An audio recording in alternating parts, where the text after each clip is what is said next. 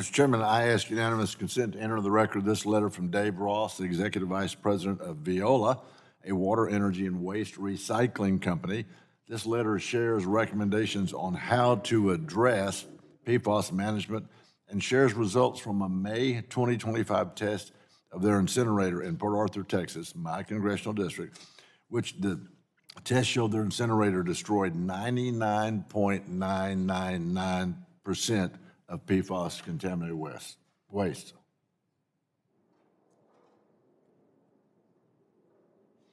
May I have unanimous consent to enter the record? Sorry, I forgot I was sitting in the chair. Without objection, so ordered. Thank you, Mr. Chairman. Mr. Meehan, is it Meehan or Meehan?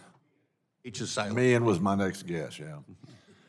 Water utilities are already facing substantial costs to comply with PFAS regulations under the Safe Drinking Water Act and Clean Water Act, including treatment, monitoring, as well as disposal of PFAS residuals.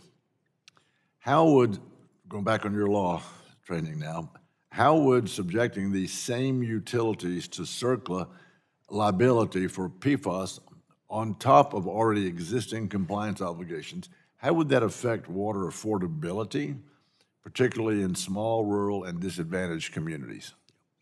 Of course, the problem that small rural communities, whether rural or not that matter, they don't have the base to spread the cost out, the ratepayer base. So they're at a disadvantage to start with, as well as the technical limitations that they have in terms of staff and expertise in-house. So you'll probably see a lot of non-compliance or failure to comply, and then the cost will be, you can just imagine, they just won't be able to handle them. And remember, we've got other mandates too. We're dealing with lead service line replacement. 40 million of those we're gonna have to replace at tremendous expense. Rates generally, and I'm not limiting this to small systems, are going up at least 3 to 4 times the rate of inflation. And I won't say that's a bad thing because we've been behind the curve in terms of our infrastructure investments. But the fact is, that is the reality. They're going up, and all these pressures are coming to bear on, let's face it, the ratepayers, not the state governments, not the federal government, it's primarily the ratepayers. Has it been your experience that there's just not a whole lot of lawyers that are willing to file lawsuits in those small communities because the money's just not there? That may be true. Okay. And is it Bodine or Bodine? Bodine. That was my guess too.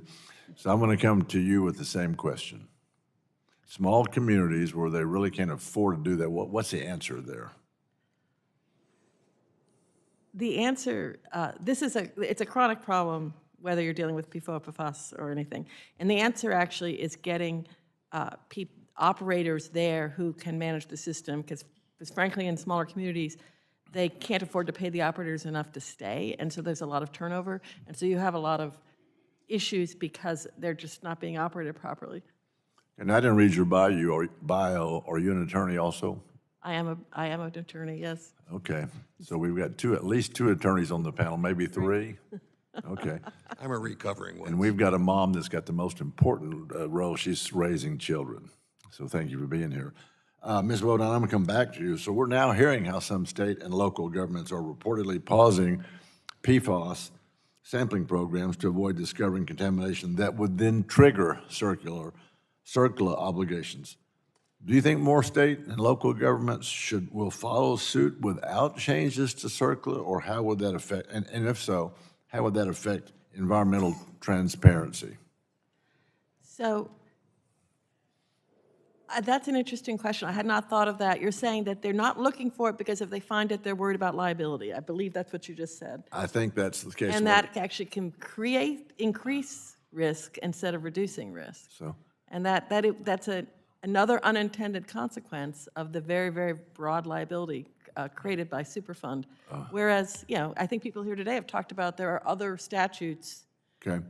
I'm running out of time. Is it Falby or Falby? Falby. Okay. What do you think about that very quickly? I think that giving the decision to the states is usually the best idea. Many states were regulating PFAS before the federal government acted. I think cleaning up property at the local level, at the state level, it's quicker, it's cheaper, it's faster, and you usually get a closure certification of some kind, which the market really accepts.